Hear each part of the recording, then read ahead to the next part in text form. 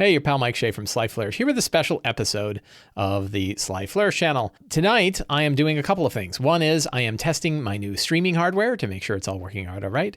Two is I thought I would test out my streaming hardware while taking a look, doing a spotlight look at Strixhaven, A Curriculum of Chaos, the new D&D Sourcebook that just came out. I think it just came out this past week. And I don't have a physical copy, but I do have a copy on D&D Beyond because I did some work for D&D Beyond long ago. I am given access to all of the new books that come out, and which is very kind of them. And Strixhaven is one of them. So I thought we would take a look. I was not given a preview copy specifically of this, but I do have the opportunity to preview it from the version that's on D Beyond. So I thought we'd take a look. I know my friend Anthony Joyce just did a preview on Twitch. I was watching a little bit of his preview earlier today, and that looked really good. Interesting stuff, and I thought it would be worthy of discussion. We'll probably talk about it for about an hour, maybe go through it, maybe less than an hour, I don't know. We'll see how it goes, and see how we feel about it. So I have not really looked at Strixhaven very much. I took a little look at the beginning, and then I cut right to the end to look at monsters, because I love monsters and I want to see what the monsters are like.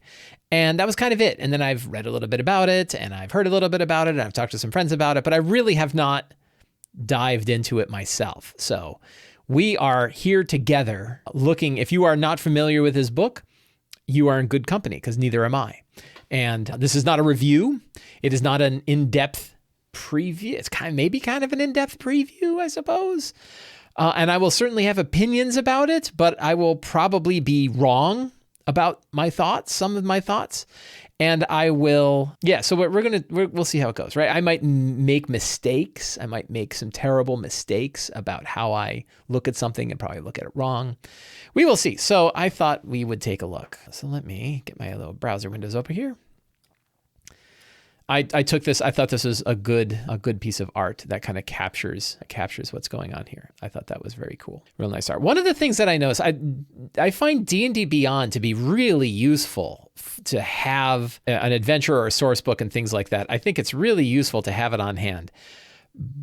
But I find that the physical books are prettier. And I'm not really fully aware of the artwork in a book until I have the physical book in my hand. And it's because they have these big, full-page, beautiful pictures in them. So I am in a position where I am able to own both the physical and the digital version. And I like having both, right? I enjoy having both. I find the book to be a good way to sit down and read it and just kind of enjoy it, where the online version I find to be very useful when I'm actually running a game with it. So it's kind of interesting how the two play out. I'm glad they have both.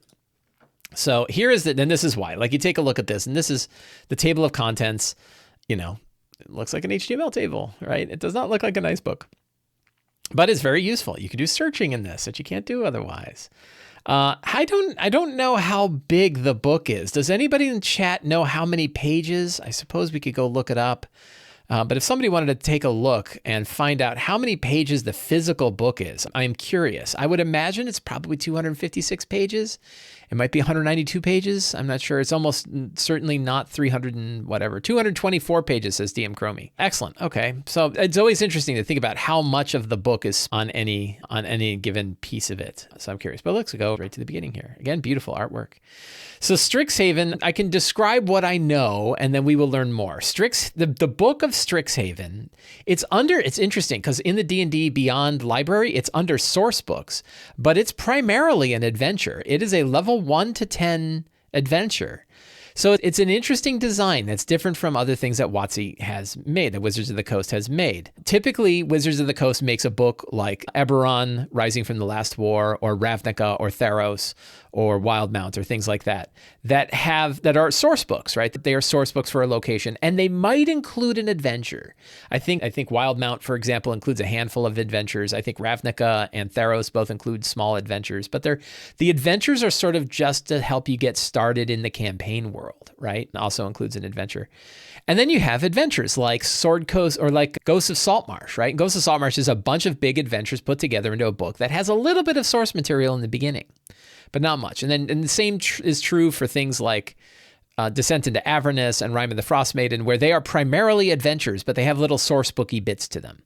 This one, I think the source booky bits are bigger than you would typically find in a campaign adventure. But this still feels more like a campaign adventure than it does a source book. Although the theme and the setting is so different from kind of anything else in the world of D, and certainly with, I guess, in the world of D. I don't know if anything's ever been really done like this, that it probably focusing on that the source booky bits. There's a good reason why there's a bit of a more focus on the source booky bits. Scipio says, Jeff G on the Tome Show said that the Adventure Gazetteer page split is similar to Avernus, just with the Gazetteer up front. Interesting. So yeah, the Adventure, so it's about probably the same ratio that like Descent into Avernus was, with the Baldur's Gate Gazetteer kind of fitting the Gazetteer here. I think another difference though is this one's, I think, has more class stuff than Avernus did. It's got more things, like it has spells, right? How often do spells hit here?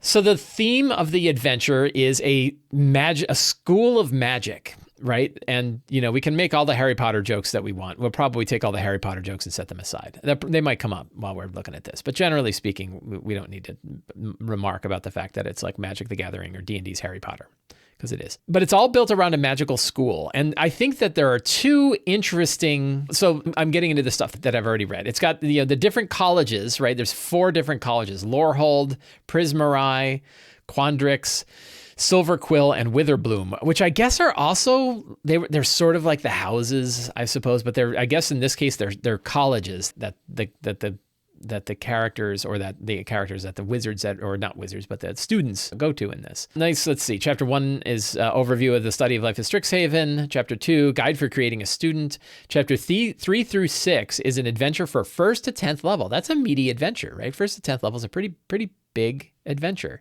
Chapter 7 is a collection of stat blocks for students, faculty, various creatures. That was what I was most interested in. I jumped right to chapter 7 when I first got this. I was like, I want to see some monsters.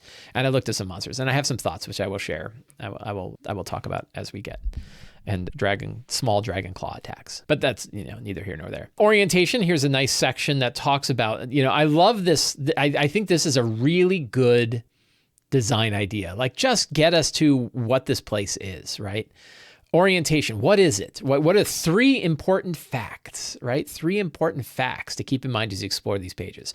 Really handy, like writing books for busy people, right? Like, we want to love these books and read it, but don't pretend we're going to read the whole thing all at once, right? Get us the meat of this thing, right? And so Strixhaven is a university. Yes, we know that. And that, it's an academy of mages, which I think is good. And when they refer to mages, right, it can really be any class, but you got to have some little touch of magic. And I think if you were going to bring people into this adventure, if you're going to run this for your group, I think it would be worth having a session 0 that talks about why your character joined a magical university. I don't know if they're going to get into that here. They might already have something like that. But I think that it would be a good idea to just say, like, look, if you've ever wanted to play a character with a spellcaster, now's your time to play a spellcaster, so that you don't show up with your champion fighter and you're like, man, I don't know what I'm doing here. Like, why am I in this place? Now, granted, I'm sure there's a way that you can incorporate a champion fighter, but why not just play to the theme of the adventure, right? Academy of Mages. Characters of any class can study, whether they're full-fledged spellcasters or they picked up a spell from a feat or something else. There's even I think there's backgrounds that give you magic. Yeah. And I like this. It's cosmopolitan. This is something I was talking to my wife about this just before we were taking a walk. The idea is that it draws students from not only the world, but the multiverse. I think it's really cool to build a setting. One of the things that we've got in D&D these days is like, there's so many character races, right? There's so many origins that characters can be. And sometimes those origins just don't fit the theme of a campaign, right? That, like, if you think about Rime of the Frost Maiden, right? And it's kind of in the north of Icewind Dale. It's traditional fantasy. It's mostly humans with a handful of halflings. And then you're like, oh, well, I'm a Genasi, and I'm an Aasimar, and I'm a Yuanti, and I'm a, whatever. Then you're like, how would the people of Icewind Dale not be freaking out at this weird menagerie of different kind of character options, right? So in that case, you might say, like, if you're going to be a weird race, there better be a good reason for it. And you don't want your whole group to be weird races in a game like Frost Maiden. You can probably do some yoga and get around it, but that's weird. But then you look at this one, and they built the setting around the idea that everybody comes here, right? people from around the multiverse. My wife was saying like, if you're the human, you're the weird one, right? And like, I could see that. And this would be one where instead of like limiting the races, you'd be like, you can be any weird ass race you want, right? Any weird ass race you want, because they can all come here. Probably the only limitation is you want to be you want to be a class that has at least some spellcasting in it. You can be an Eldritch Knight. You could be a, Arcane Trickster, right? You can be that stuff. But it's probably... But what race-wise, you could be anything. And of course, it includes like the Owlin is in here. It even says like trolls and vampires. What's up with vampire students, right? I don't get that. Maybe there's more about that. But like the Loxodon, right? The elephant people from Ravnica I think are native to this place, right? So in their case, Loxodon makes a lot of sense. So I think it's cool to have a design that lets you play as many weird-ass races as you want to play. I think that's really cool. That's actually something I tried to do in Runes of the Grendelroot, right? In Runes of the Grendelroot, I have an outpost, right, called Deep Delver's Enclave. And one of the things about Deep Delver's Enclave that I wanted is like, it's this kind of small outpost, but everybody goes there, right? And if you're a strange race, it doesn't matter because there's lots of strange races and they judge everybody based on their actions in the enclave, not on what they look like or where they came from or anything like that. And I like that idea. I think if you're building a setting like that and you're going to open it up to races that are beyond like, the core 4, core 8 races from the player's handbook, you want a reason why these other ones can be there so that it's like you don't have to spend half your game explaining why the people of the place aren't freaking out when a Loxodon shows up. So I think that's really cool. And I'm glad it's one of their big 3 things. They talk about the world of Strixhaven, right? They mentioned that's a Magic the Gathering world and that it's actually part of this world called Arcavios. That's kind of interesting. And that Arcavios is actually 2 worlds mashed together, which is kind of interesting. There are some regions around it. I don't know how much those regions come into play. Kind of curious. And then it's got these things like snarls and star arches, right? Which are bits of magical wonder, right? And then it's got the founder dragons, right? 5 dragons who are the founders of the different colleges. And that's cool, but I've got some stat block concerns, right? I will save the stat block concerns, but I've got issues. We all know about my issues, but that's cool. So the colleges were founded by dragons, right? And it says, where's the thing? I'll tell you one of the things I get issues, right? Founder dragons were among the first to master magic. Now, maybe somewhere in this book, and I didn't see it, it talks about the spells that these dragons can cast. But when I went and looked at them, we're going to go look at my friend Belladros Witherbloom here. When I looked at the dragon, I see 1, 2, 3, 4, 5 spells. Greater Restoration, Mass Cure Wounds, Plant Growth, Revivify, and Speak with Dead. Those are the only spells I see this dragon having. Where are those spells? And like, just give me a line of text that says like, hey, these are, the spells that are listed in the stat block are just kind of there to give you some ideas. But generally, these dragons can cast all kinds of weird ass spells that you want. I hope it says that somewhere in here because that makes more sense. This is that whole clash of like, we don't want the stat block to be too complicated, but then the stat block doesn't actually fit the story of the monster, right? Which is, and a monster in this case being Belladros Witherbloom, right? Which is why, if they are the most powerful dragons that created these colleges and they're so powerful magic they don't hang around there, where are their spells, man? How come there aren't more spells here? So I don't know, right? And maybe it says that. Somebody can tell me. Please tell me I'm wrong. Tell me that somewhere, right? That there's a good reason why the spells listed in their stat block are so small. And yet they are the masters of magic, right? But that's cool, right? I mean, having dragons that mastered it. I love this artwork down here. The archaics of the Oracle of Strixhaven, the wisest and most accomplished mage. Let's take a look at I love stat blocks, right? Oracle. Oh, look, they're nice. They're nice people. 150, challenge rating 15, right? Also, look, the Oracle, look at the spells they've got. Where are all their spells? I get it, right? I understand. If they're the Oracle, you're the most powerful mage of a mage school, and you've got Dispel Magic, Mage Armor, Remove Curse, Sending. Where's Shield? I guess it's spellcasting. I don't see, it can teleport, Paradox. I mean, they've got some special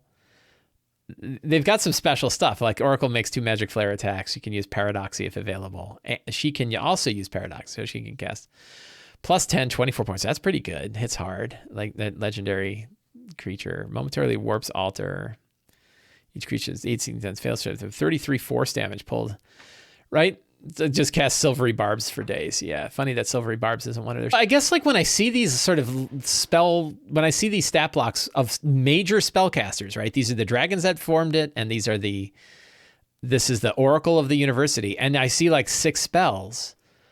You know, I don't need much, but just give me a little thing that says that a lot of the spellcasters that are listed here have, I don't know, some spells listed that we think are relevant for their spellcasting block, but they could have a much wider range of spells available to them as members of the Academy. I hope maybe it says that, and I haven't gotten there yet. Wise is the most accomplished mage, blah, blah, blah. Mysteriously linked are the Archaics, wise, giant, long-lived beings with innate talent for magic.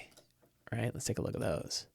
These are cool. Look at that picture, right? That picture's badass. Like, look at it. Here's tiny little trees, and here's this huge thing, right? Really cool looking stuff. CR18 can cast Force Cage and Banishment. Two really nice spells that people love. 2 force strike attacks. Can also use Gravity Shift. 19 force damage at CR18. I guess that's okay. It's a little low. You think it'd be bigger than that, right? Considering it's Gargantuan Celestial, but I guess it's force damage. Pretty cool.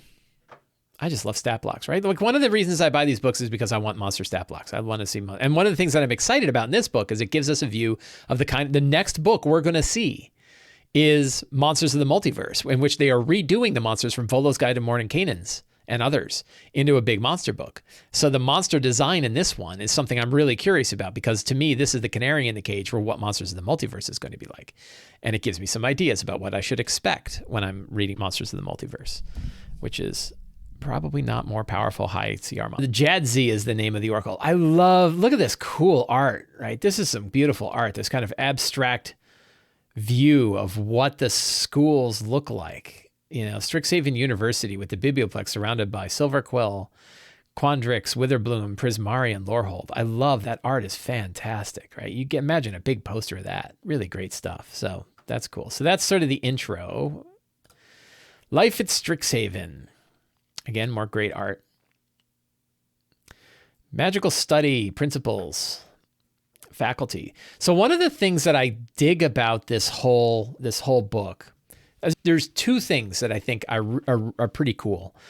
One is like, it's really nice to see Wizards getting away from the grimdark adventures that were Descent into Avernus and Rime of the Frost Maiden, right? I think we've now seen with Witchlight, Wild Beyond the Witchlight, and now with this one, we're seeing optimistic adventures. And particularly, we are seeing adventures that are building worlds that we would want to be in, right? And I don't think that can be understated. I think that is an important consideration, that even if you have adventures where you're fighting powerful monsters and you're fighting darkness that's there, it's important to want to be there, right? I think that having a draw and building a place and giving DMs the tools to build worlds with their players that are places that you guys want to go to is important, right? One of the things, again, not to pick on my own stuff, or not pick on it, but like, you know, promote my own stuff, but Runes of the Grendelroot, right? Big adventure that I did.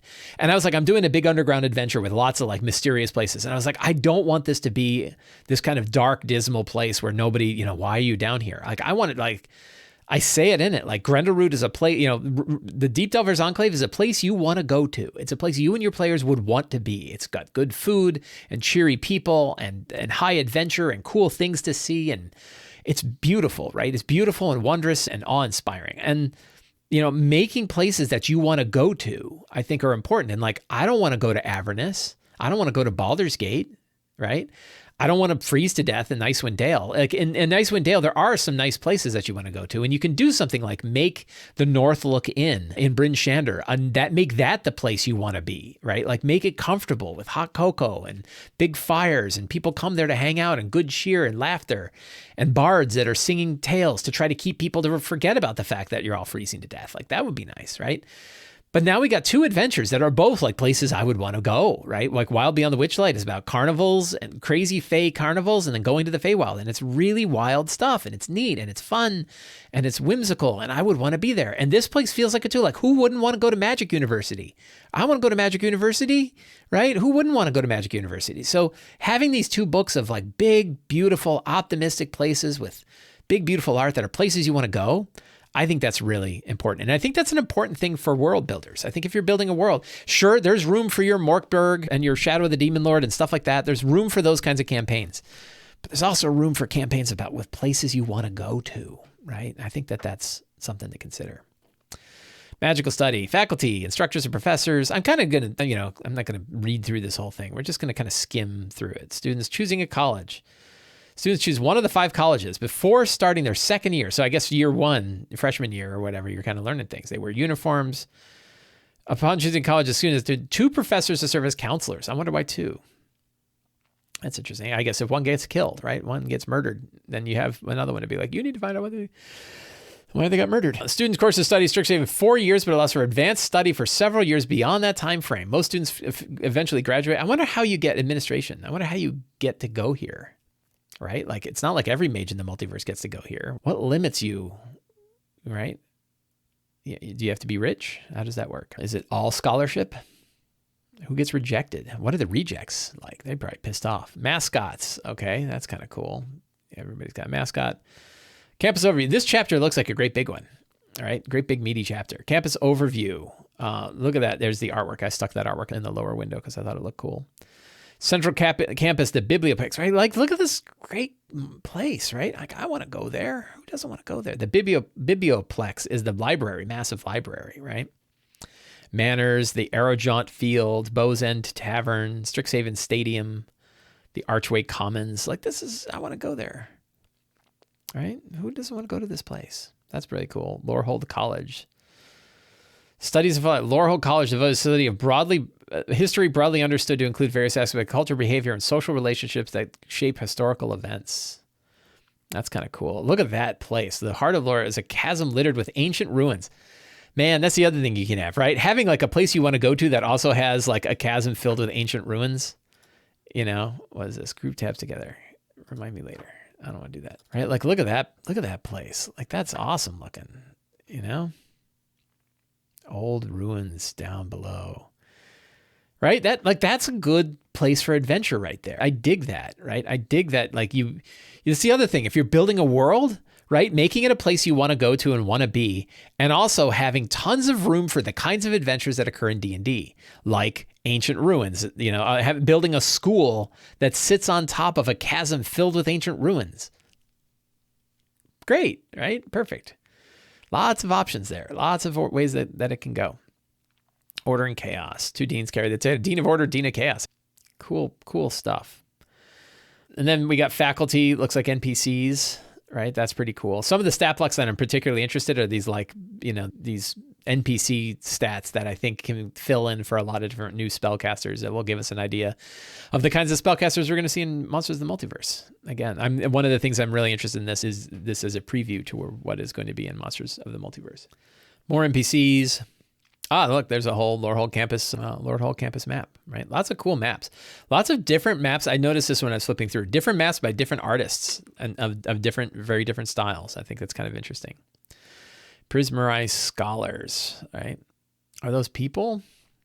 Examples of scholars. You may use the table to randomly determine the scholarly focus of a Prismarized student. That's cool.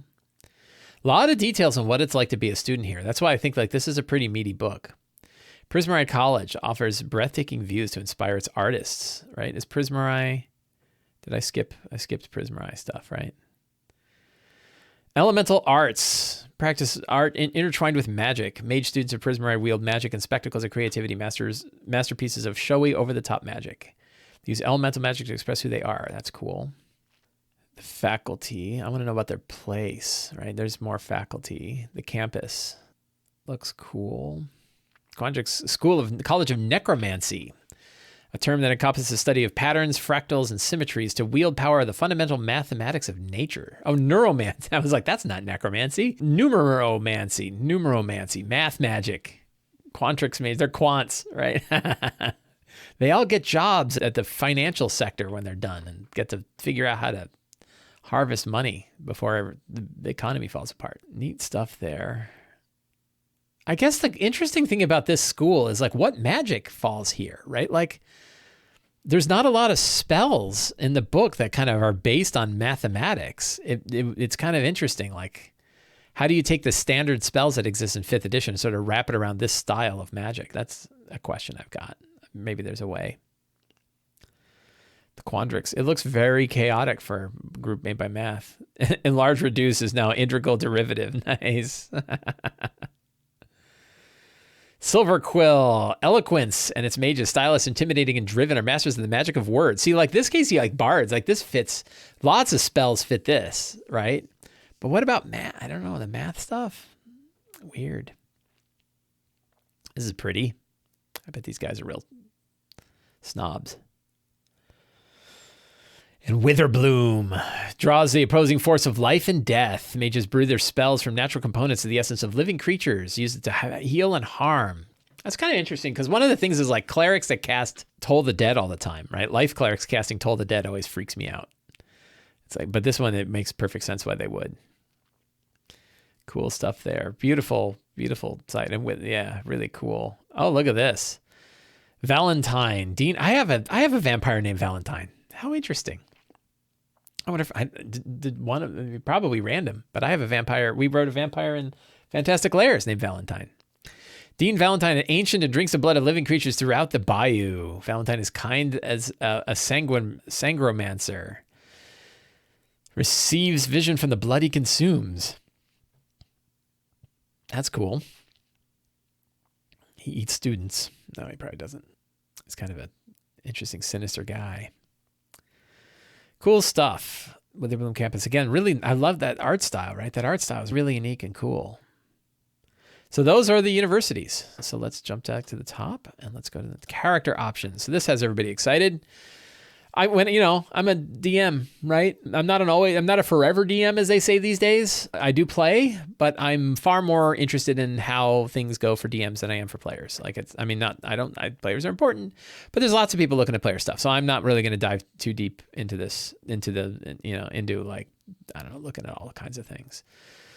Race options, the Owlin. So I guess they're starting right off with the Owlin, right? The Owlin is a race for player characters in Strixhaven. Ability scores, you choose increase 1 by 2, another 1 by 1. Quick build, give some ideas about which scores to increase. Languages, blah, blah, blah, blah, blah. Owlin, owl people. Creature type humanoid, dark vision 123. Everybody always freaks out about dark vision. It's not as good as you think. I did a video about it not being as good as you think. Then there's choosing a college. A Strixhaven party. If you're starting a Strixhaven campaign with an introductory adventure, that adventure gives all the advice you need to bring a party of characters together. The adventure assumes the characters are first-year students participating. See, so this is this idea of like an opinionated adventure, right? An adventure that has an expected start. And instead of saying like, oh, you can bring any character here and then do this adventure, which I don't think work particularly well. It sounds like this one's got that sort of opinionated style, that focused style right up front that tells you what kind of characters you're going to want to make to play in this adventure. And you're going to be magical students, right? You're not going to be just Joe wandering dude who ends up here, which I think is good, right? I think that's an important consideration for an adventure. It's one of the things about like Adventurers League that gets weird, right? Which is like, in Adventurers League, like your characters kind of go all over the place. It's why they did those limitations of like, oh, we're going to put seasonal adventures and your character is built around that season. And I get it. But it's like sometimes your character shows up in weird places and it's like, oh, I'm 900 miles to the north and a totally different kind of adventure. In this case, like, you're building a student and you're going to play through this thing. So I think that's really good. It looks like, they talk about it here and it looks like they talk about it in the adventure itself. If you start the campaign at higher level using one of the adventures later in the chapters, give some thought to how your characters got together a group, right? So you can try to make this, or you can try to jump into this later, but like, you better have a good reason. You're going to have to do some work. Also, you're just meeting for the first time. But this is so, like, this kind of adventure really lends itself to just getting people together around a central theme, just like Harry Potter, right? Like, the students are meeting together, right? Works really well. Strixhaven backgrounds. My understanding is that the Strixhaven backgrounds are very different than typical backgrounds. And people have said, like, this is why you wouldn't want to just include Strixhaven backgrounds in with all of your other backgrounds, because they are so specific and they do some strange things. So let's take a look. 5 backgrounds you can choose to reflect your character studies preparing to enter one of the colleges. Aren't limited to these backgrounds. They're just one way you can do it. If you do choose one of these, you can assume that your life at this point has been consumed by the education. It's made it enrolling in Strixhaven possible for you. And you might not have much experience in the world beyond that preparatory work. So I guess like from age 1, All right. Your excel as a student. Lorehold student. Because don't they, I think they get like a spell, right?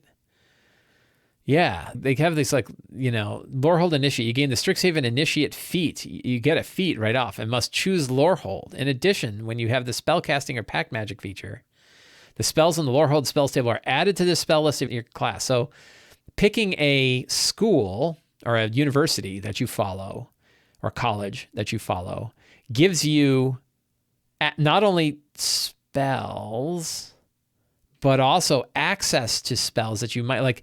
Imagine getting Spirit Guardians as a bard, right? Like that's pretty, or Flame Strike. Like that's a big deal, getting access to those. I like this. Consider customizing how your spells look when you cast them. That's good advice, period. You should always do that, right? Players do that. Customize your spells. Describe how your spells look. Get into your character.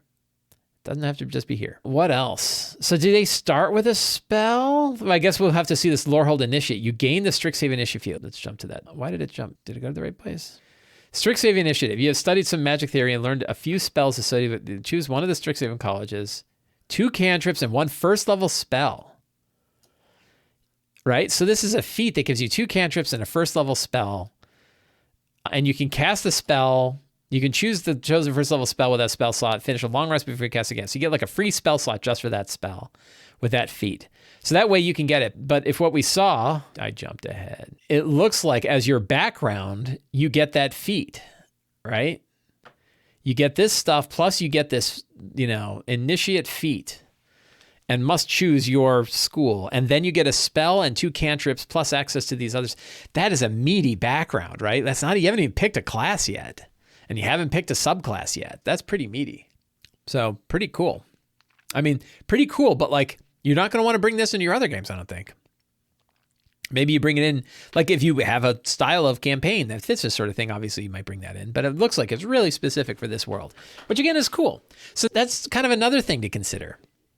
Like if you're going to run this adventure, then what was I going to say? I forgot what I was going to say. I got distracted. I don't know. It's really interesting. Oh yeah, now I remember what I was going to say. So I've talked on the talk show before, like where is it time to put limitations into what source material we allowed in our game? And I think the answer is yes, right? Like we should limit the source material we allow in any given campaign, and it should be built around that campaign. So in this case, it seems very reasonable to say, you can play with the following source books, right? You can play with the Player's Handbook. You can play with Xanathar's Guide. You can play with Tasha's Guide, Tasha's Cauldron of Everything, and you can play with the Strixhaven book. Those are the 4 books that are allowed. And then because of the cosmopolitan nature, you could say, but you can play races from anywhere, right? And if you want to play third-party races, bring them up, and we'll take a look at them, make sure there isn't anything weird. And if they're not weird, you can bring them in because crazy races is what this place is all about. So I think that, this book really lends itself to that idea that you're going to want to select what you bring in and what you don't bring in. And then you assume like you're going to be using heavy use of this, you're going to make heavy use of this book as a character book. And like, you're going to want to pick one of these backgrounds, right? Like these backgrounds are pretty critical. Hey, they don't get Fireball. That's interesting. They get look at all that fire stuff. Flame Sphere, Wall of Fire, heavy Abjuration, right? But no Fireball. Because Fireball's broken. I like Fireball, but it's broken. It's very powerful. Not broken, it's very powerful. Quandrix. Guiding Bolt. Hey, look, Enlarge Reduce is in fact one of their spells. Vortex Warp. Aura, Vitality, Haze, Control, Water, Freedom of Movement. Circle of Power. Wow. So, right, like Circle of Power is a crazy powerful spell. Circle of Power being on the spell list for Twilight Clerics is one of the reasons I don't allow Twilight Clerics in my games. And it's because Circle of Power is originally a Paladin spell. And Paladins don't get it until much later in their... They don't get it till much later. They don't get access to 5th level spells till much later in their leveling. This one is a 30-foot range and it moves with you. You get advantage on saving throws against spells and magical effects. That's really powerful. Additionally, when an affected creature succeeds on a saving throw against a spell that would make it saving throw take only half damage, takes no damage. It gives everybody evasion. Really tough spell to get around, right? Really tough spell to challenge characters. And it makes sense when they're really high level. But man, given this one to 9th level characters instead of like 15th level characters or 14th or whatever it is for paladins, scary. You know, that's scary here. I don't think they should just be throwing Circle of Power around like they are and like they have been recently. They being Wizards of the Coast. Hey, there's a Circle of Power that's totally negating a dragon. Consider customizing how your spells look. I don't think why you have to say that every time, but just say it, right? I guess beating into people, but that should be in the player's handbook, right? It probably maybe is in the player's handbook. So that's cool. Quandrix again. Silver Quill Initiates. Let's see. Silver Quill gets all sorts of compulsion and confusion to dominate, all the troubling spells. Dissident Whispers, Silvery Barb. Hey, look, Silvery Barbs. Wither Bloom, Cure Wounds, Inflict Wounds, Lesser Restoration, Wither and Bloom. That's interesting. Revivify, Vampire Touch. These are all cool because they're all like opposites of each other, right? Death Ward and Blight, Anti-Life Shell, and Greater Restoration. Those are kind of neat. You really are the path of life and death here. It's really interesting. Feats. So I think the feats are just those, right? I don't think there's a lot of feats. The Strixhaven Initiate. Yeah, it's just that one. A Strixhaven Mascot. You have learned how to summon the mascot to assist you. You get Find Familiar for these different things. When you take an attack action, you can forgo one attack to allow your mascot Familiar to make one attack of its own with its own reaction. Interesting. And then, but the mascot still, if you cast Find Familiar, it already gets an action on its own. So that means it can take 2. Do I have that right? Spells. Nothing to see here. Silvery Barbs. Lots to talk about Silvery Barbs. Borrowed Knowledge. I don't know any of them except Silvery Barbs. It's the only one I took a look at. Borrowed Knowledge. Drawing knowledge from spirits. Choose one skill in which you lack proficiency. For the spell's duration, you gain proficiency. Well, that's pretty cool. For an hour. Non-concentration. Right? I don't think that's concentration. That's cool. Kinetic Jaunt. You empower your movement with dance-like steps, giving yourself following benefits. Your walking speed increases by 10. You don't provoke opportunity attacks. You can move through the space of another creature. So it's like Misty Step. It looks like. Bonus action to cast. Okay. It's kind of almost exactly like Misty Step. Is it Misty Step 2nd level? Concentration up to a minute. Further duration, you can do this. So it's like Misty Step that you cast all the time. Is it better than Misty Step? Looks like it could be because it's bonus action. Right? I don't know. It looks very similar to Misty Step, but it looks like a better Misty Step. Somebody tell me why this is not a better Misty Step. What is this doing that makes it weaker than Misty Step? When Misty Step is also a 2nd level spell, I think, right? But this one I can do over and over again. It's not misty enough, says Deem Chromie. Silvery Barbs. This is the one that's got the internet is in an uproar about Silvery Barbs. One reaction. And so the one argument that this isn't as powerful and as broken as people think is that unlike Shield lasts for an entire round, where this is one check. So if a guy hits you 3 times, this only affects one attack.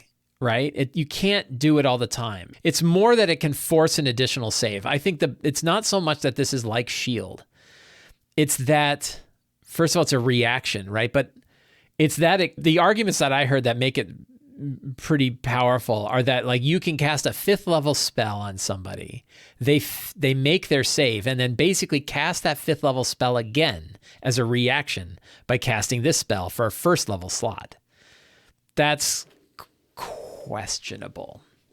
Now, the thing is that I think about, if you're planning to run a Strixhaven campaign, if I was going to run a Strixhaven campaign, I wouldn't care. And I would just go ahead and put these spells in, right? I would say Strixhaven stuff is allowed. What I'd be careful of is saying I'm going to take Strixhaven stuff and make it available to all of my games. I probably won't, right? These spells are not spells that I'm going to allow in my non-Strixhaven games, probably. Right. And instead, I would say if you're playing Strixhaven, you get Strixhaven spells. You're not playing Strixhaven, you don't get, same with the feats and same with those, the backgrounds, right? Those backgrounds are really good backgrounds. I think I would use them in a Strixhaven campaign. I think I probably would not use them in a non-Strixhaven campaign. Same way with the stuff from Ravnica, same way with the stuff from Theros, right? I'm not going to use that stuff in my games unless I'm running campaigns that are based on Ravnica and Theros. We're just hit that point where there's so many books. The assumption that you can play with everything, I don't think makes sense, right? And I think that's the same with the case for I guess not quite right. I think that's the same with Adventures. Like Adventures League isn't going to allow this stuff, right? Vortex Warp, second level, you magically twist the space of a creature. Another creature you can see that succeed in a con save. Teleport to unoccupied space of your choice that you can see within range. Must be on a surface. So you can force a teleportation on somebody. Either a good person or a bad person. 90-foot range. So you twist the space of another within range. So you can put somebody 180 feet away, right? That's a pretty big distance to move somebody. That's kind of interesting. And it's a second level conjuration spell. It does take an action, but that's a big area. Interesting. Wither and Bloom. You invoke death, both death and life upon a 10-foot radius. Each creature of your choice must make a con save, take 2d6 necrotic damage. Each creature of your choice. 2d6 necrotic damage. In addition, one creature of your choice in the area can spend and roll one of its unspent hit dice and regain a number of hit points equal to the roll. It is a single use. It's instantaneous, so it's a blast. It's not very good, is it? Second level, 2d6 necrotic. I guess that's okay. You know. For kinetic jaunt, you need to move, so you can't teleport over a chasm or through a portcullis like Misty Step. Ah, okay. Good. Yes. Good call, Scipio. You're on it. That makes sense. That it's still movement, and it's still normal movement. You can't Misty Step through a tiny hole in a keyhole. Or yeah, right. Okay. That makes sense. And it's things like that. It's things like, when we look at silvery barbs, like you really got to pay attention to stuff that, like, thinking of silvery barbs as a better shield. It's not really, because shield lasts for a whole round, where this only happens once. There's things like that you have to consider. Magic items. So looks like a bunch of magic items. Costs. That's a lot of common magic items. Presents magic items that are created at Strixhaven. These items, along with a few in the Dungeon Master's Guide, can be purchased on campus using the prices in the magic item for sale table. You can buy yourself a +1 weapon for 300 gold. Interesting, right? You can get these primers. I don't know what those are. Spell scrolls, 50 gold, right? I always worry about that, because I'm going to get 3,000, I'm going to get 3,000 copies of S.H.I.E.L.D. A bottle of Boundless Coffee. Somebody I was talking to said that the coffee one was the only interesting one, right? But I don't know what you're expecting. Like, most of these are common magic items. You always have coffee. I could use that. I have a Keurig that does that. Representing one of the mascots of Strixhaven, tiny toy. Can be used to fight off fear. When you make a saving throw, you can give yourself advantage on the roll of the toy. You must decide to doing so. If it succeeds, you can't use the toy this way until you finish a long rest. That's kind of cool. Common item. Fear is so weird, because it's like they put these giant fear blocks on monsters, and then a million ways to get out of fear.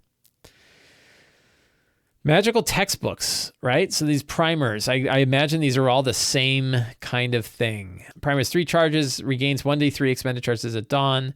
Make an intelligence, history, religion while you primer. You can expend a charge to give yourself a d4 bonus to the check immediately after you roll the d20, which stacks with guidance. In addition to the study of the primer, you can choose one first-level spell from the cleric or wizard spell list. Before you finish your next long rest, you can cast the chosen spell once without a spell slot if you are holding the primer. Spellcasting ability is intelligence, wisdom, or charisma. Interesting. Another way to get shield. And then what do those cost? These primers cost 300 gold, so they're not cheap. That's interesting. Lorehold, Prismari. I think they all do the same thing. Yeah, they just go to different skill checks, right? They give you, so it stacks with guidance, but the book only gives it to you for 2, and you're probably not going to have 6 books in your bag.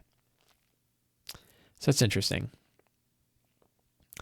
Strixhaven Pennant, common item. Wave the pennant. It glitters. Yay, 10-foot radius. Witherbloom primer. Yeah, okay, cool. So those are the character options. School is in session. Following 4 chapters present a series of Dungeons & Dragons adventures optimized for 4 to 6 characters. I believe they start at first level.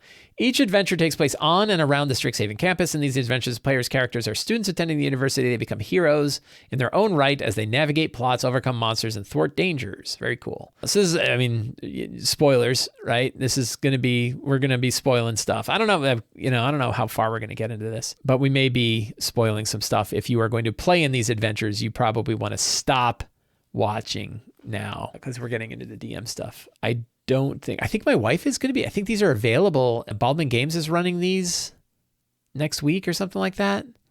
And I think she's going to be playing in one of these, so she might dig it. Great art. How to run an adventure. If you run these adventures as a campaign, one villain is behind the campus. A disgruntled former student who attended centuries ago. McGraxel uses evil magic to sustain his life force, focus on all-consuming. So you got a nice villain right up front. Right, let's take a look at that villain stat block. Ooh, look at him. He's like a frog man. Frog person with his big rainbow lips. McGraxar. He's a CR9. Blood Aegis. The AC of McGraxar includes his con modifier while he isn't wearing armor or shield. Totally not Voldemort. That doesn't look like Voldemort. McGraxar is a frogman.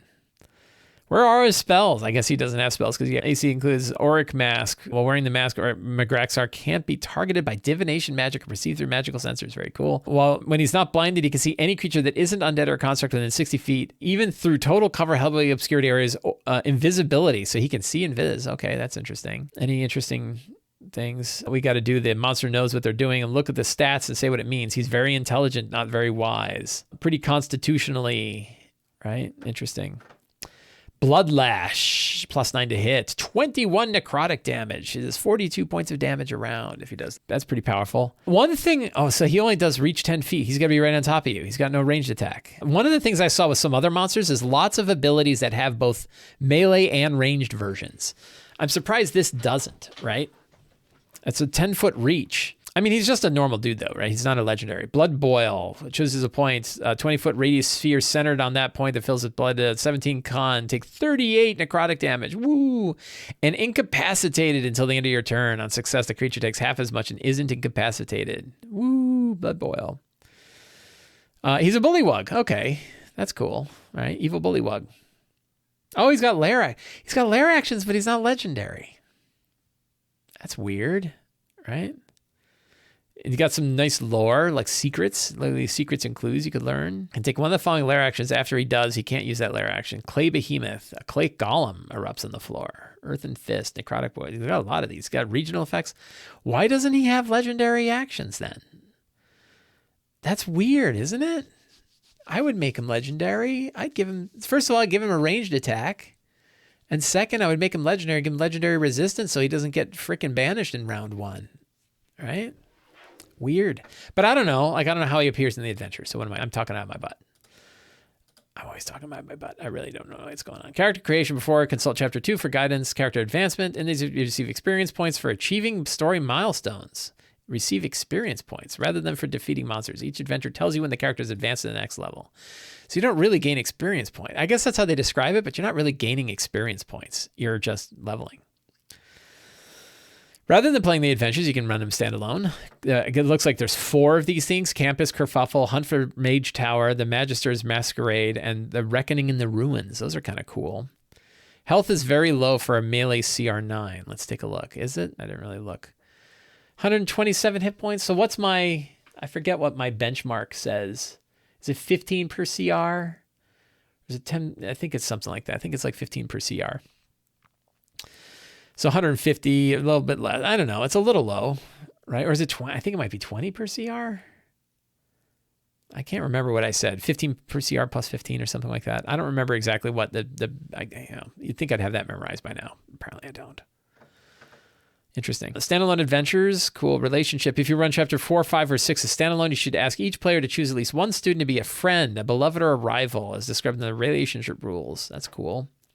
Relationship points.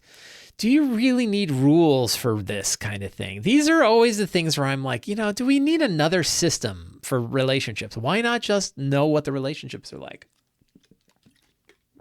If the DM is running the friends, beloveds, or rivals, run them organically, right? Like, put yourself in their mind and think whether or not you're pissed off or whether or not you love them. I don't need a point system for that. I'm already starting. Book contains a number of interior maps accompanied by a poster map, all of which are laid out. The poster map might be cool. Interior maps, poster map, passage of time. You can track it. Tracking sheet, right? So this is like, report cards are fun, right? And I guess this, like, the relationship status, or who tracks this? Gives special rules for certain players. Can use the sheet to keep track of the effects of the rules of the characters. Each player should have a copy. So I guess the relationship thing, like, the players are keeping track of them. But isn't that weird? Like, imagine you were in school and you were, like, tracking their relationship points.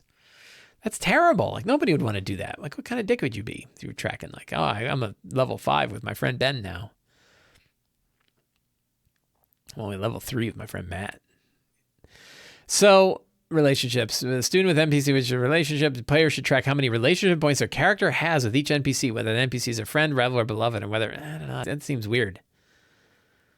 You know, that seems strange to me. Erdest says, you don't track relationship points? No, I do keep track of which friends I talk to every day. I like to know who I'm staying in touch with and who I've lost touch with.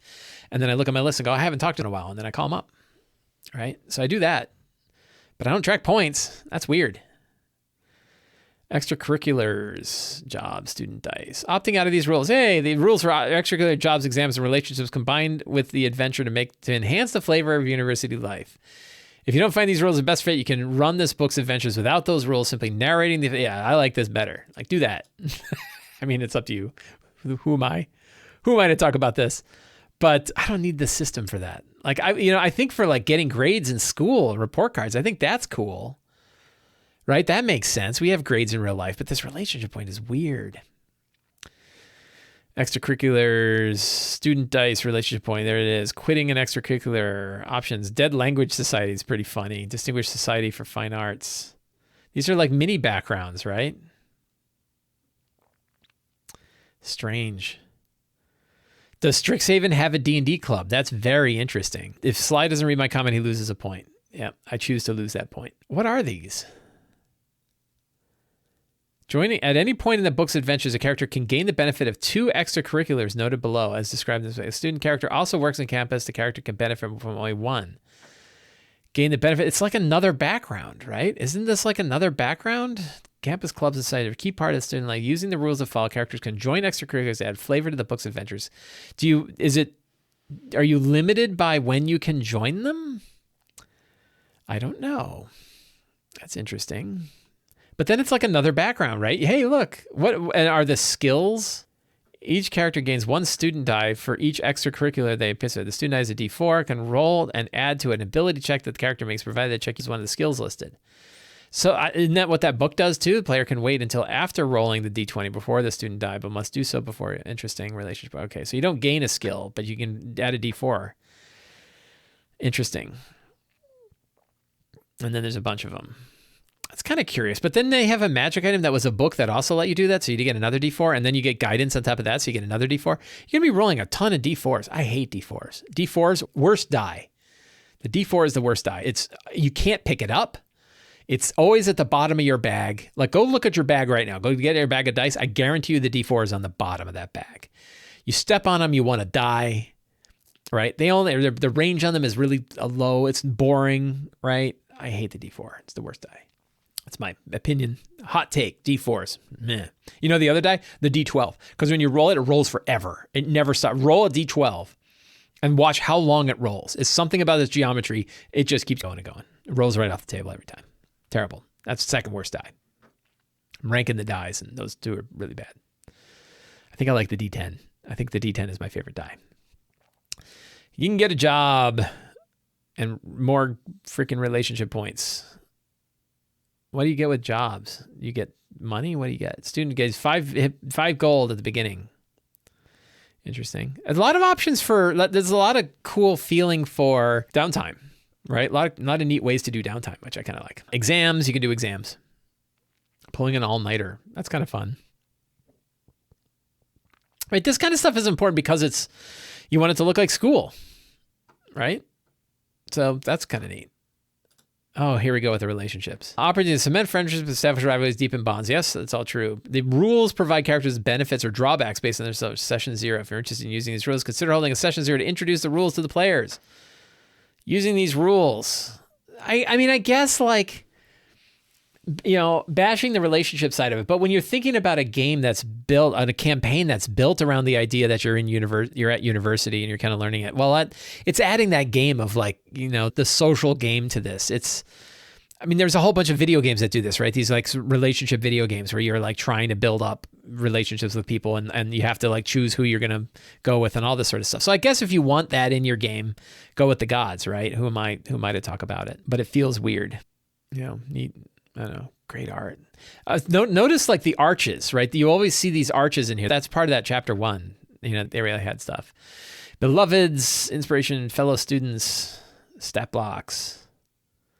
So here's a bunch of NPCs, right? That's cool. She's cool looking. Elephant Man, look, she's got a lot of piercings. Elephant Man has a lot of piercings. No piercings. He's got a feather. The Learned Minotaur, that's pretty cool. Oh, I don't like that guy. I already don't like him.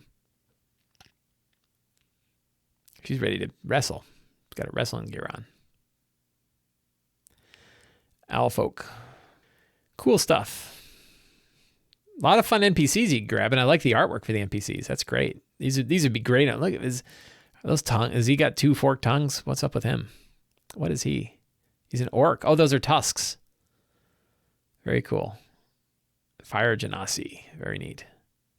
So that's cool. Bunch of NPCs you could grab and take, right? I like that. I like that a lot. Camper's Kerfuffle is the first adventure.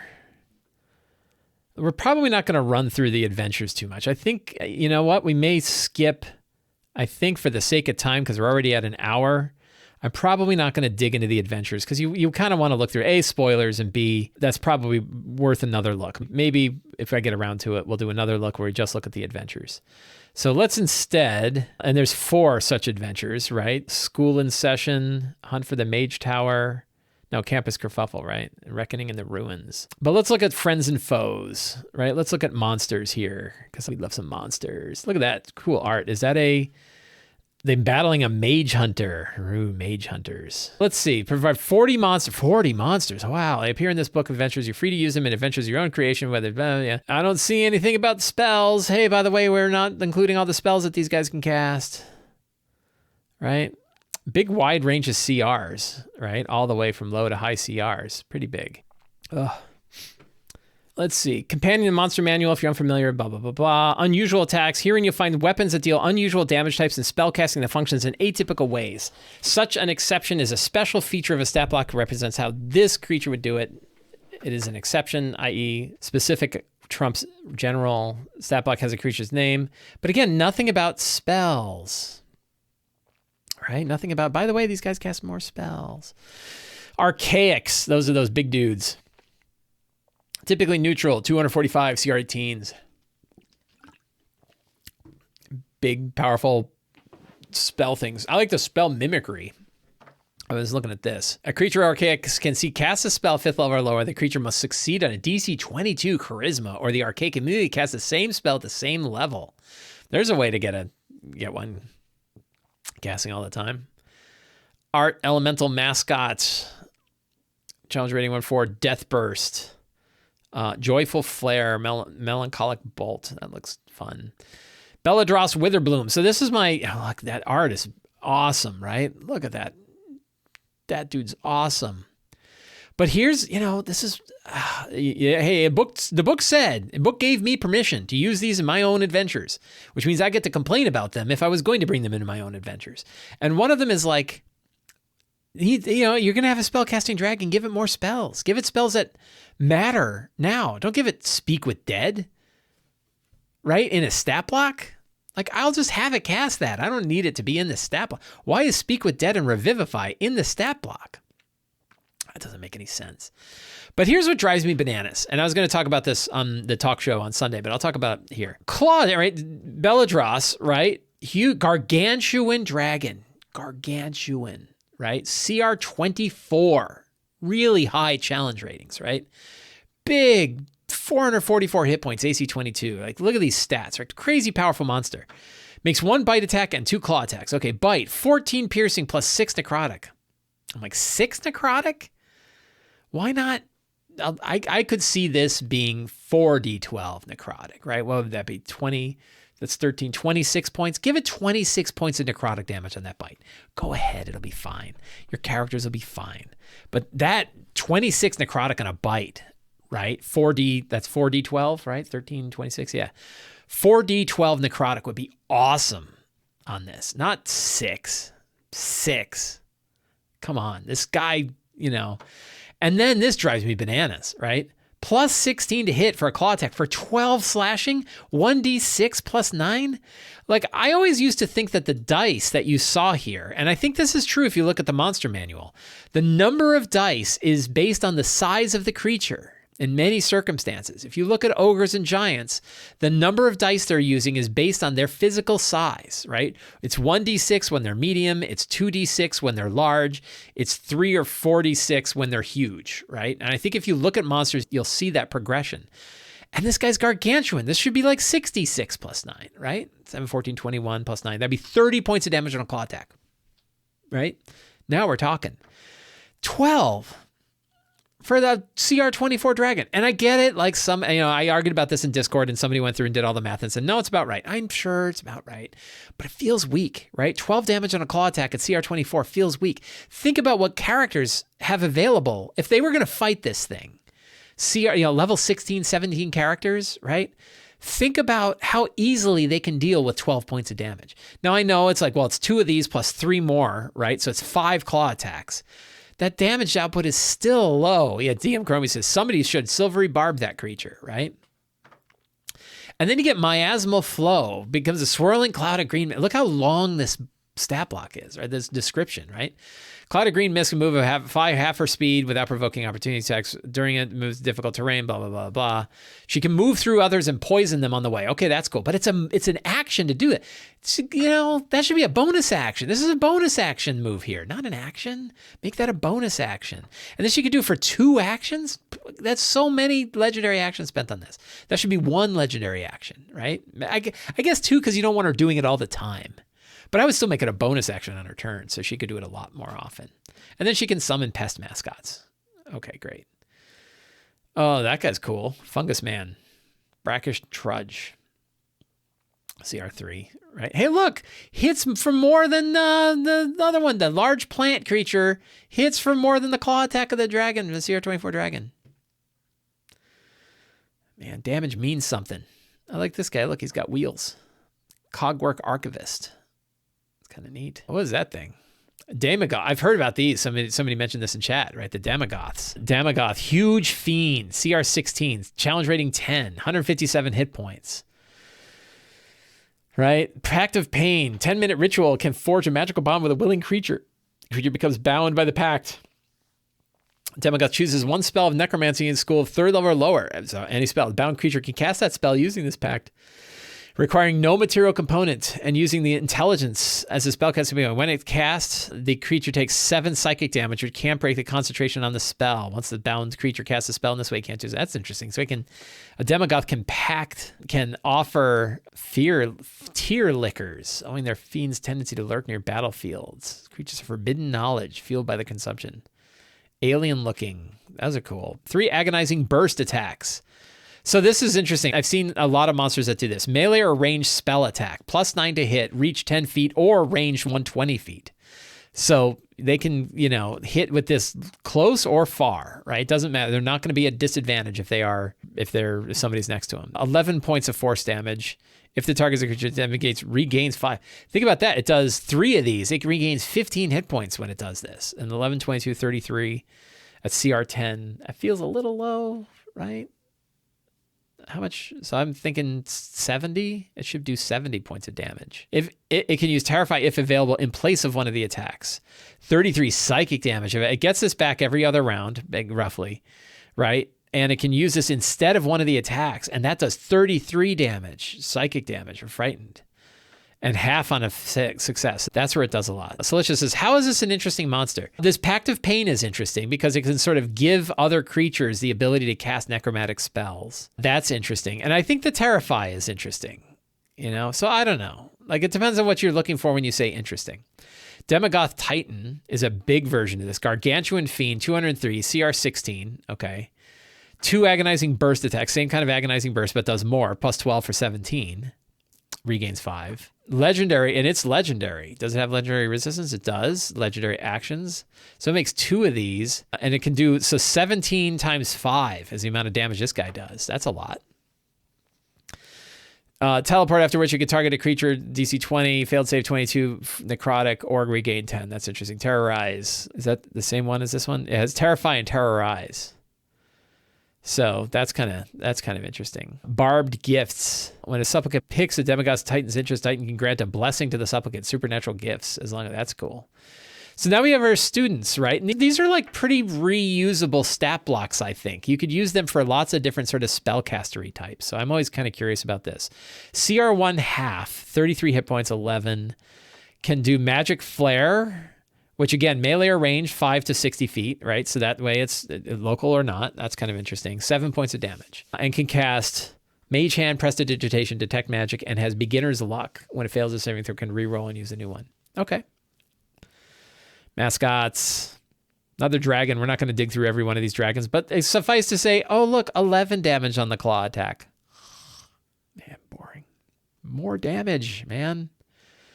Like, I don't need, like, I feel like, and I feel like this is one where third-party producers are, if you want complicated, beefy monsters that hit hard and do lots and lots of different things, that have a lot of chewy bits. If you really want monsters that are big and powerful and nasty and do lots of things, check out the Total Party Kill Bestiaries by 2C Gaming. They have the Total Party Kill Bestiaries, and they have the epic level. There's another monster book that they have. And those guys, they're big and they do a lot. They've play tested them. They're really cool. Very well done. If you want monsters like that, chew on those. I don't mind simplified monster stat blocks because I'm lazy and I'm tired and I'm busy and I just want to run a dragon that kicks ass, right? I don't have a lot of time to have a lot of different things that it does. And I liked what I heard Wizards of the Coast saying when they talked about the new design of monsters, trying to say, like, we want them to be able to more easily match up to their challenge rating. Okay. So I don't mind that they're simple, although the spellcasting thing is weird. Like, I would expect some other option for spellcasting with these. It just doesn't make any sense. But 11 damage for a CR23 dragon for a claw attack, like, that's not scaring anybody, right? And it looks bad. It looks weird. I don't know why. Groff looks like a big bear. I'm not going to go through every single one of these monsters. Lorehold students, right? So then you get the students. I like this. I think they have students for all of them. That, Lorehold, Apprentice, Scroll Bash. I like that it has a scroll and he bashes people with it. And it does thunder damage. That's kind of cool. Pledge Mages. So again, like, these are, I think these are great. Like, if you want a lot of different spellcasters in the new style, like, let's presume that you are okay with the new stuff. You're not, right? But if you're not, you've got all the old books because all the old spellcasters in there are doing it the old way. So if you're good with the new spellcaster style, there's a lot of new spellcasters in here. And one thing I will say, having seen the stat blocks I've seen so far, I feel like they're low CR monsters, the 0 to 10 CR monsters, I feel like those are about right. Like, those, I don't think those are bad. And then what happens is the damage tails off from where it should scale up. It should curve upwards, right? And instead it's trailing. And they're just not dangerous at high challenge ratings, right? They're simple and I can run them, but they're just not challenging. But this, like, 2 spectral skull attacks, 15 force damage, that's cool, right? The other thing is, like, if you read these stat blocks and you're like, that's not interesting, you get to make it interesting. You're the DM. You get to describe what it looks like. You get to describe how it interacts with the world. The stats are just stats, right? It's up to us to give these things life. Professor of the Order, CR6, right? Repelling Burst, +7. Let's see. 2 repelling burst attacks. It can also use Force Barrier if available, right? That's cool. So it can use a Force Barrier plus Repelling Blast, +7, 13 damage. That's not bad. Arcane Stasis. Can lock the casting in the moment. Oh, I like this. This is counterspell, right? When a creature the professor can see within 60 feet casts a spell, the professor can magically lock the casting in a moment before completion. The spellcaster must succeed DC 15 saving throw or using the spellcasting ability, or the spell fails and is wasted. That is, oh, that's going to piss people off. But I like that. That's cool. Mage Hunter. Here's this one that we saw in the thing, right? 85 hit points, CR5. Okay, that's cool. Mage Tracker. I did read this one. Actions, 2 claw attacks, +7 to hit, 15 slashing. That's cool. Tail, +7. But no, tail can only do once, but it can grapple and restrain. Can track a mage and not lose track. It marks them and then can track them for a while and make them invisible. Shift form folds into its drone-like sentry form. What's the drone-like sentry? Diamond-shaped drone with highlighted ability to sense and locate mages. Once it finds its quarry, it takes on its arachnide hunter form. Interesting. We have the Oracle of Strixhaven. We already took a look at her. Auric. Is this a Secret Society of Mages of Wheel? Forbidden Magic. I love it. I love Forbidden Magic. Nar was in consideration for Oracle, but when the founder of Dragon passed him over, now he's mad. Infiltrating Strixhaven. So these are evil mages from outside. I love it. Auric Blood Mage, CR9, 127 hit points, CR16. 2 Bloodlash attack. Then we see Bloodlash before, +9 for 21. If target creature cannot regain hit points. That's pretty cool. Blood Boil. Let's see. Can make 2. So this is a DC 17, 38. That's pretty cool. That's like a blood fireball. I'm good with that. Blood Aegis includes Constitution. I think we see this. Oh, this is the same kind of stat block as our villain, right? He's sort of like this guy. Maybe not this powerful, but I like this one. Like the Blood Mage is cool. I gotta throw this in my Frost Maiden game. Auric Recruiters, lower level. Psychic Knives, right? 21 damage on a Psychic Knife attack. 2 Psychic Knife attacks. CR4. Does that feel right to you? CR4, 42 points of damage? That's high, right? So why are they high on the damage here and then low on the damage on the other end? Let's be mean to your high-level characters. Be nice to your low-level characters. Right? But I like the Auric Blood Mages are cool. I like those dudes. Prismari Scholars, right? So now we got new students, right? Another set of students here. Kind of cool. Elemental Strikes. Yeah, they're very cool. Professor of Expression. CR7. Flame Leap. Lightning Flourish. Woo, I like things with Flourish in the title. 3 Cinder Strikes. 13, 26, 39 points of fire damage at CR7. Feels about right. I think. Prismari Professor of Prismari Professor of Expression and then Perfection. Interesting. Title Strike. Quandrix Soldiers. So lots. I mean, that's one thing that I think this book has lots of, which is cool, is like if you want a bunch of different CR spellcasters of different kinds, this book is packed with them, right? Lots of stuff from that. And I do like that. I'm a fan of the new style. I know not everybody is, and we're all entitled to our opinions, but I'm good with them, right? And if I wasn't good with them, I'm like, well, it's okay because I got the old ones. Ruin Grinder. Punches things. 2 excavator attacks. That's cool. Hey, another dragon. You think it's claw? What's the claw attack going to do? Oh, 10. And then we have the silver quills, more mages. Like, think of all these mages, because there's about 4 stat blocks per school in 5 schools. That's 20 new mages just there, right? Really cool. Professor of Shadow. Like, you want like I guess they're a bard, right? 2 ink lance attacks. Can use spellcasting instead, Bane and Mage Armor and stuff. Ink Lance +7 for 17 points of necrotic. If the target and blinded. That's cool, right? I like that one. CR7, 97 hit points. Like these are fun mages. Like I like these guys. Strixhaven Campus Guide. Really need a stat block for that in case you want to kick it around. Oh, another Gargantuan Dragon. How's it clock? Ooh, wow, 16. Look at this dude. Velicamus Lordhold was the first dragon of Strixhaven to master the magic of order and chaos. I wonder how that magic will contact overplays divination mover while force. 13 on its claw attack. They just, come on. Double the damage on this stuff. The breath weapon's not bad. 90 points of breath weapon damage. That's good. That's probably why, but go ahead and beef up that claw. Then we got our Witherbloom. You want sort of like weird necro dudes. I think this one, Briarvine, Druid, Necro Druids. These are probably better stat blocks for Druids than Druids are, right? And again, we got a bunch of these. So pretty cool. So I'll tell you, that is a lot of stat blocks. There's a lot of, if you're looking for a pile of monster stat blocks, I probably wouldn't buy this just for the monster stat blocks. Why can't I? So jump to the top here. What did they say? How many in here? A lot, right? There's a lot of monsters in this book.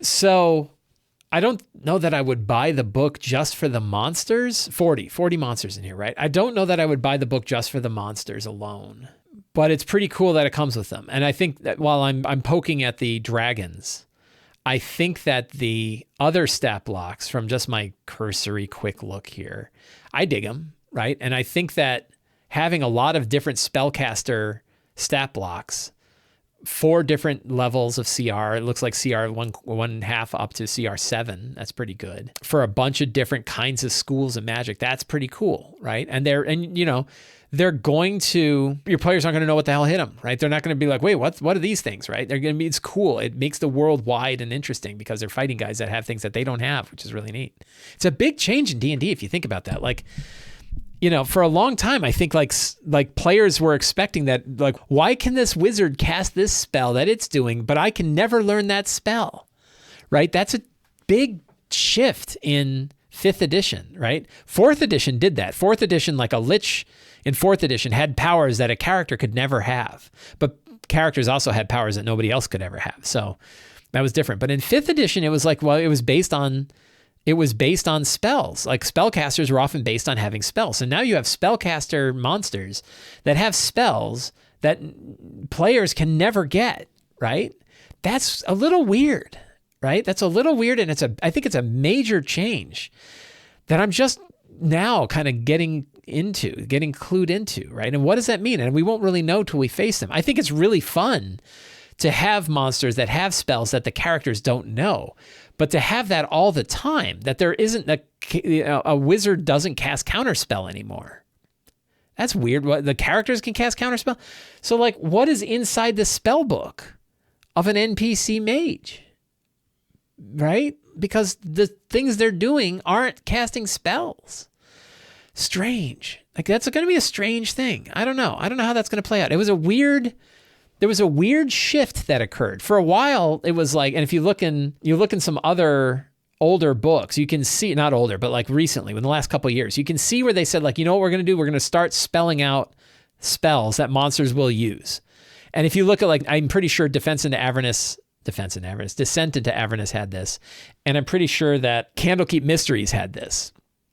They had spellcasters who had the spells listed in their stat block that were the spells in the book.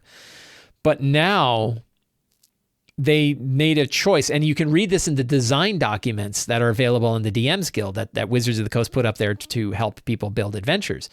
And in there, they specifically state that you give creatures spell-like abilities that are unique. Don't give them spells. They said we tried that and it didn't work. It was 2 books. Like, how could it not have worked? How do you know? Like, I was fine with it. I mean, I don't, it's good for me. It's good for everybody. I don't know why people were bothered by like a stat block that had Fireball in it. We still knew it was Fireball, but now it's got to be like, Flame Sphere, not Flame Sphere, but like, roiling lava sphere, right? And it's Fireball, but we call it something different, and maybe it does some more different dice. So I think that was a weird decision to make, and I wonder how that's going to play out in our games. Like the idea that monsters and characters are very different now, that there's no such thing. A mage NPC is not at all like a wizard character. Is that a break in our understanding of the rules of the game, right? Does that break our immersion in the game? Because we're like, well, why am I different than they are, right? Like, why didn't we both, if I studied magic and they studied magic and we both reach a certain point, wouldn't we be casting kind of the same? No, they're doing Bloodlash. Where the hell did they get Bloodlash? And how come I don't get Bloodlash, right? Can I buy their spellbook? No, you can't get Bloodlash. So that's weird, right? I think that's weird. Anyway, regardless, I think having all of these different kinds of spellcasters, I think could be really interesting, and I want to run them. I think I'm gonna throw some of these in my game and see if I can sneak them into the remaining half of my Rime of the Frostmaiden game to see how they kind of play out. So I think that's really cool. So I think with that, we have looked through the one things we did not look through in this preview is the adventures themselves, which I think take a bulk of it. I'm probably going to take some more time and look at those. I'll go back and take a look at the adventures. The hard part of the adventures is like I don't really feel like I can offer an informed opinion about adventures until I've run them, because how I feel about them requires me running them. So probably other smarter people have described the adventure that's in there, but I'm glad I got a chance to take a look at the rest of it. I think this was an interesting run. So I want to thank everybody for coming tonight. Sunday morning at 9 a.m. Eastern Standard Time, I'll be back online to do the Lazy ND Talk Show, and we'll talk more about it. I will offer some lazy tools, some lazy tricks to make those dragons a little bit better. I have thoughts. I've already been thinking up some things. I have some lazy tricks you can just keep in your head to do that. How would you rate this versus Wild Beyond the Witchlight? I can't rate either of them because I have not run either of them, so I can't really say. This is not so much rating one over the other as it is just doing a spotlight and getting an impression. And I'm kind of happy I did that. So I want to thank everybody for coming tonight. Always appreciate it. If you're watching this video and you dig it, you can help me out by subscribing to the Sly Flourish newsletter. You can support me directly on Patreon. You can subscribe to my videos on YouTube, or you can pick up any of my books. So thank you all very much for hanging out with me tonight, and we will see you next time. Take care and get out there and play some D&D.